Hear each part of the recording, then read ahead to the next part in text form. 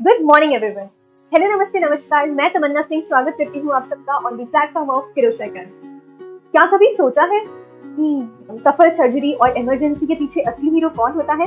आज हम जानेंगे उन बैक स्टेज रियल हीरोज के बारे में जो किसी भी सर्जरीज को सफल बनाते हैं या किसी भी इमरजेंसी में किसी भी पेशेंट को एक नई जिंदगी देते हैं। तो चलिए शुरू करते हैं। तो आज हम इस सेशन में डिस्कस करने वाले हैं पैरामेडिकल के कोर्सेज के बारे में। जो भी पैरामेडिकल का एक ओवरव्यू होता है वो आज हम देखने वाले हैं कि पैरामेडिकल क्या होता है, इसमें कौन कौन सी डिग्रीज होती है, कौन कौन सी जॉब्स होती है, क्या सैलरी रिक्वायरमेंट होती है, क्या एलिजिबिलिटी चाहिए होती है।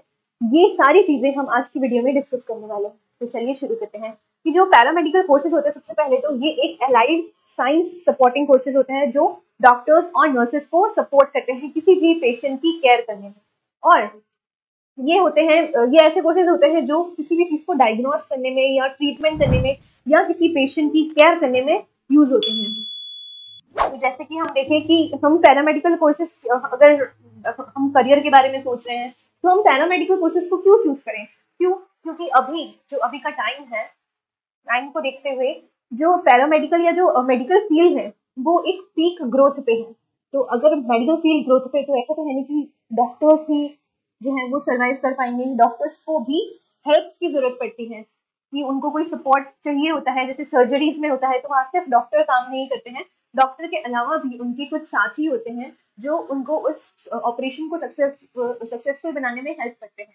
तो इसीलिए एक तो इसकी बहुत हाई डिमांड है, क्योंकि मेडिकल फील्ड ग्रोथ पे है तो जो पैरामेडिकल कोर्सेज हैं उनकी भी एक हाई डिमांड है। और इसमें जो स्पेशलाइजेशन डिग्रीज होती हैं, जो कोर्सेज होते हैं, उनके बहुत सारे ऑप्शंस होते हैं आपके पास डिग्री करने के, मतलब बहुत स्कोप है यहाँ पे। इसीलिए फिर है हमारे पास stable and evergreen career path.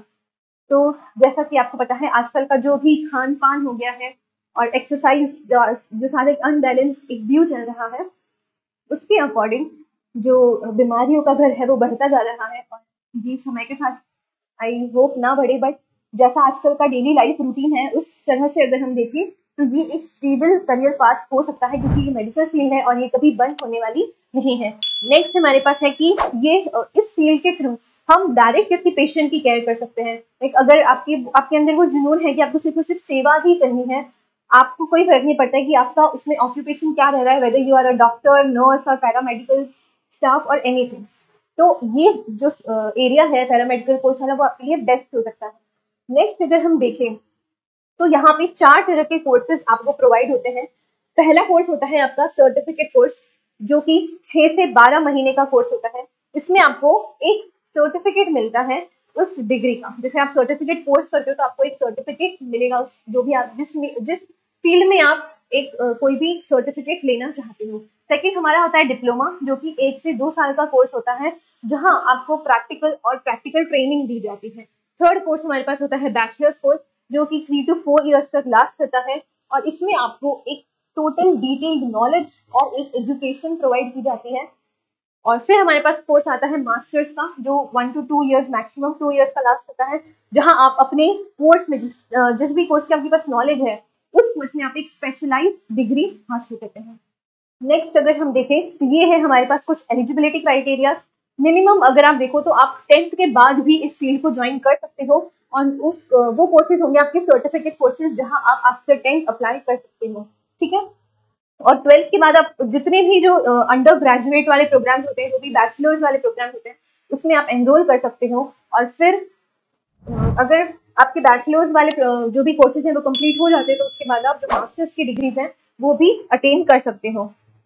Next ये हमारे पास कुछ इसकी डिग्रीज हैं जहां आपको ये पता रहेगा कि आपको कौन सी फील्ड में आप इंटरेस्टेड हो। एक हमारी आती है MLT, मेडिकल लैब टेक्नोलॉजी, जहां आपके जो भी डायग्नोस्टिक टेस्ट होते हैं, जैसे ब्लड टेस्ट, यूरिन टेस्ट, जो भी लिक्विड वाले टेस्ट होते हैं वो आपको MLT में करने होते हैं।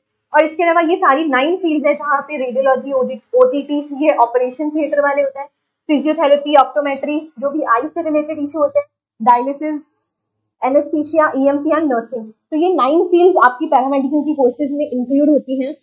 इस पे हम और एक डिटेल में डिस्कशन करेंगे कि कौन सा कोर्स, कौन सी डिग्री क्या पर्पस के लिए होती है। तो चलिए आगे बढ़ते हैं। ये हमारा एडमिशन और एग्जाम का प्रोसेस है। यहाँ पे 2 तरीके से जो एडमिशन है वो हो सकता है। पहला तरीका ये है कि जो भी आपके 12th या 10th का जो भी रिजल्ट आता है उससे मेरिट लिस्ट बनती है और मेरिट लिस्ट के थ्रू आप किसी भी कॉलेज में एडमिशन ले सकते हो। अदरवाइज सेकंड ऑप्शन ये होता है कि हम किसी कोई भी पैरामेडिकल का एग्जाम से, जैसे कि एम्स पैरामेडिकल होता है, CUET होता है, नीट होता है, और जो भी हमारे स्टेट के कॉमन एंट्रेंस टेस्ट होते हैं, वो हम एग्जाम देके पैरामेडिकल की फील्ड को ज्वाइन कर सकते हैं। और आपको ज्वाइन करने का ये रहेगा कि आपको सबसे पहले एप्लीकेशन, जैसे आपने 10th-12th हो गई है तो एप्लीकेशन फिल करेंगे, मेरिट लिस्ट बनेगी आपके मार्क्स के बेसिस पे, और अगर आप कोई एग्जाम क्लियर करना चाहते हैं तो पहले आपको एप्लीकेशन फॉर्म फिल करना होगा, फिर उस एग्जाम में अपेयर होना होगा, और फिर आपके मार्क्स के बेसिस पे जो काउंसलिंग होगी उसमें आपका नंबर आएगा, तो आपको ये आप जो कॉलेजेस हैं वो ज्वाइन कर सकते हैं। नेक्स्ट हमारे पास इसकी सैलरी के बारे में अगर हम बात करें तो सबसे पहले देखिए कि आपका हॉस्पिटल में काम क्या होगा। जैसे मैंने बताया था MIT, रेडियोग्राफी वाली, जो आपकी other than doctors and nurses जो काम होते हैं, डॉक्टर का काम होता है कि उसका देखना कि उसको कौन सी चीज है जिसकी वजह से जो पेशेंट है वो प्रॉब्लम में है, अब उसका ब्लड टेस्ट करना, जैसे अब सबसे मेन चीज तो ब्लड टेस्ट ही होता है। ब्लड टेस्ट के थ्रू ही आपको मोस्ट ऑफ दी जो प्रॉब्लम्स होती है पेशेंट की वो पता चल जाती है।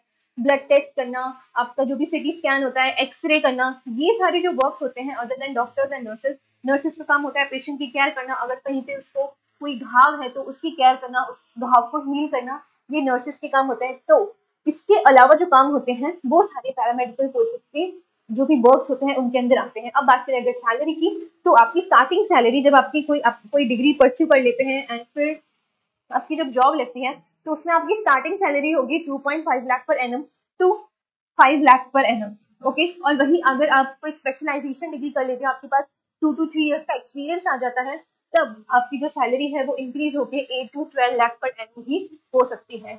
और ये बहुत अच्छी फील्ड है और एक बहुत ग्रोइंग फील्ड है आज के टाइम में देखते हैं। तो अगर आप सेवा करना चाहते हैं other than being a doctor, तो ये फील्ड आपके लिए एक बेस्ट फील्ड हो सकती है। So with this, thank you and all the very best.